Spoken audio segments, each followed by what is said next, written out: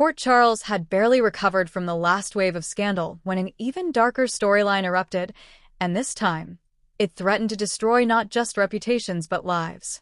Daisy Kwan, the enigmatic and increasingly controversial figure, had been poking at the secrets of the powerful. Her obsession with truth had made enemies in high places. But when she started sniffing around Willow's family and Drew Kane's secret dealings, the line between crusader and threat blurred. In the early morning hours, Daisy was walking through the alley behind Rice Plaza when a black SUV screeched to a halt beside her. She turned, startled, and barely managed to scream before a pair of strong arms dragged her inside. The doors slammed, tires screeched, and Daisy vanished. Inside the SUV, a hood was pulled off Daisy's head. She blinked rapidly in the dim light. Her jaw dropped when she saw who sat before her. "You," she gasped. "You're supposed to be the good guys." Willow Tate's face was pale, lips pressed into a thin line. Drew Kane sat beside her, silent and steely-eyed. "You gave us no choice," Willow said softly, voice trembling. "You crossed a line, Daisy. You don't get to play with people's lives and walk away." "I was only trying to expose the truth," Daisy said defiantly. "You're hiding something. Both of you." Drew leaned forward, his voice low and menacing. "And you're about to learn the hard way what happens when you dig too deep." Across town, Sasha Gilmore stood at the counter of Charlie's pub, her hands trembling as she held a letter delivered anonymously that morning. She reread the words again, heart pounding. Her son, the one she thought she'd lost, the one she mourned. But now, could it be true? She stumbled back, knocking over a chair. Maxie rushed over, steadying her. "Sasha, what's wrong?" Sasha crumpled into her arms, sobbing. "Someone's threatening me. They know about my son. They want me to betray Willow." And she wasn't done unraveling yet. In an abandoned cabin deep in the woods outside Port Charles, Daisy was chained to a pipe. A single bulb flickered overhead. "You won't get away with this," she growled. Willow paced the room. "You think people will care? They see you as a conspiracy theorist." "I have followers. You know I do." Drew opened a folder and held up a document. "Your followers didn't know you've been digging into DOD's old vaults. You're not a whistleblower, Daisy. You're a provocateur. And if what we found in your files ever gets out, I'll be a hero." "You'll start a war," Willow snapped. "With the wrong people. The kind who don't give warnings." Back at the Quartermain estate, Michael Corinthos received an encrypted file from an anonymous source. He clicked it open and froze. Footage from a traffic cam. A clear shot of Willow pushing Daisy into the SUV. Drew driving. His blood ran cold. "Willow, what did you do?" he whispered. As CEO of ELQ and someone who once loved both women involved, Michael found himself torn. Turning them in could devastate them, but staying silent made him complicit. He picked up his phone and called Jason Morgan. "I need your help. And this time, we're going off the books." Sasha stood face to face with Selena Wu in the back room of the Savoy. The mob queen's expression was unreadable. "You knew about my son?" Sasha whispered. Selena nodded.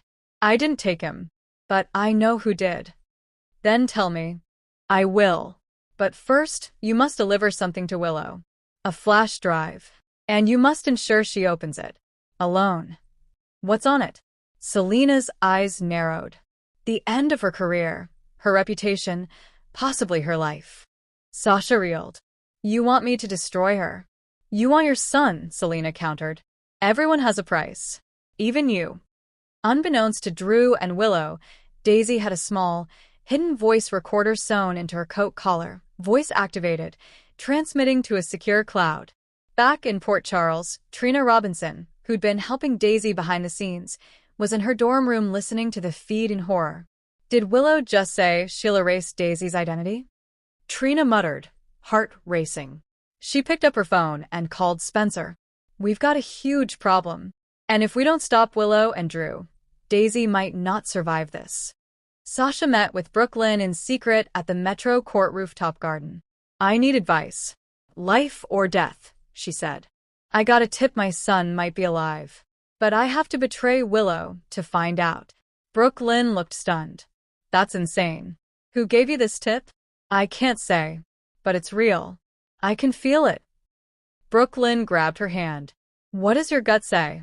That my son needs me. Then find another way. Don't become the person they want you to be. But Sasha knew Brooklyn didn't understand. Not really. She was a mother. She couldn't let another opportunity slip away. That night, she made her choice. Before she could carry out Selena's request, Sasha was intercepted by Valentine Cassadine. Cool, calculating, and clearly informed. I know what Selena asked of you, he said, handing her a folder. But she's lying. Inside the folder, proof. Photos of Sasha's child. Alive. In the custody of a private security firm, one that answered not to Selena, but to Drew Kane. Why would Drew take my son? She asked, stunned. Valentine smiled coldly. Insurance. Emotional leverage. Or maybe something worse. Then he added, you have a choice. Take Selena's path and burn Willow, or join me and expose everyone. But you only get one shot. With Michael's help, Jason tracked down the cabin's location. As they approached in silence, Jason handed Michael a pistol. Do not hesitate. If Daisy's still alive, we get her out. If Drew or Willow resist. Michael gulped. Let's just hope it doesn't come to that. They kicked in the door. Inside, Daisy was passed out, bruised but breathing. Willow turned, horrified. You don't understand. Jason didn't wait. He tackled Drew. You crossed the line. Michael lifted Daisy. We're done protecting you. This ends now. Back in Port Charles, news broke like wildfire. Reporters swarmed General Hospital. Willow was suspended from her job pending investigation. Drew was arrested. Daisy, now a martyr, gave an emotional press conference exposing her kidnappers, showing clips from the voice recording. But even as public sympathy poured in, she whispered to Trina, they think they stopped me. They don't know. I still have the second flash drive.